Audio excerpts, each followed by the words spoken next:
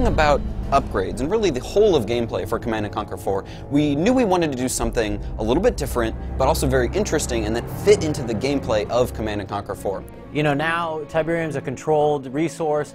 No longer do you have these huge expansive fields of Tiberium where you have to go and harvest them anymore. So when you take Command & Conquer 4's gameplay from a very base level in terms of multiplayer, what we had in place at first was this domination mechanic where you take control of specific areas of the Tiberium control network, and this gains you points over time.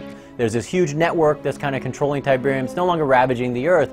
The Tiberium control network allows us to represent that. You'll see a variety of cables, pipes, emerge from cliffs, dive into the ground, emerge up into other different tech structures, and that's what's something I think gives a Command & Conquer a look that's different from previous titles in the franchise.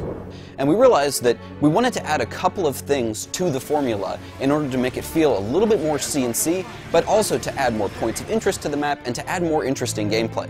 So, you know, how to integrate it into CNC4. Our community loves harvesting Tiberium. I mean, they are crazy about Tiberium and wanted to figure out a way to get it into the game, but to have it make sense with the fiction, as well as add a new strategic layer to the gameplay. So we took this idea of having a high level of mobility in terms of, and action in terms of the gameplay, and we thought, how can we absolutely double down on this, but also give fans some of what they want in terms of the Tiberium harvesting mechanic? One of the most interesting visual challenges I feel we had was to represent kind of an unprecedented event in the Command & Conquer universe, and that is the fact that humanity has gotten a leg up on Tiberium. That's how we got where we are now. And what we ultimately decided was that having players put down refineries to these particular areas and having large spread out Tiberium fields not only no longer played into the fiction anymore, but it also didn't play into the gameplay as well anymore. So what we did is we have this crystal capture mechanic where these Tiberium crystals are regularly deposited into 4 different zones on the map, and then you can go and capture those crystals with one of your vehicles and move it back to your deploy zone or one of the auxiliary deploy zones that you can capture. We created a number of different concepts, played with a bunch of different looks until we settled upon one that we felt was going to be visually recognizable to the player. So we settled upon the idea of it being a large crystal shard with a mechanical ring around it. Another thing that we wanted to do was really bring back blue Tiberium and make it very interesting. So you'll also find blue Tiberium crystals, which give you twice as many upgrade points in more contested parts of the map, where you're going to see a lot more combat occurring. Same general principle, it's very high volatility Tiberium that's spit out from the network and then needs to be collected, or else it's going to continue accumulating at the surface.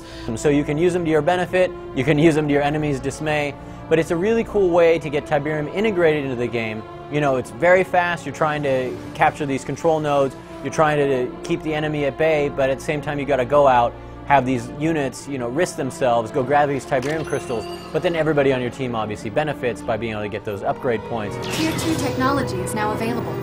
Again, because they're so volatile, it's exactly why destroying these things is going to spawn one of the ion storms that you've seen in previous games and do a significant amount of damage.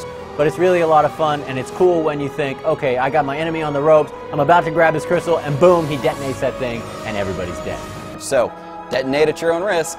We've been having a lot of fun with it. It allows you to keep in the fast gameplay of capturing those Tiberium control nodes, fighting with your enemies, but then also being able to really help your team out, grab those upgrade points and those crystals, and you know, hey, it's great having that roving bomb. We're very excited to throw this new mechanic into sort of the old hat of RTS mechanics. We feel that, and a lot of the players that we've had play the game feel that it plays very interestingly into the new mechanics of Command & Conquer 4, and really the shift in RTS that we've taken into a much stronger focus on action, on gameplay, on what you're doing with each individual unit. I was really impressed with everyone who worked on it. I'm really excited to see it in the community's hands, have everybody play with it, because I think they're going to really enjoy it. And I can't wait for you to play the game. It comes out March 16th.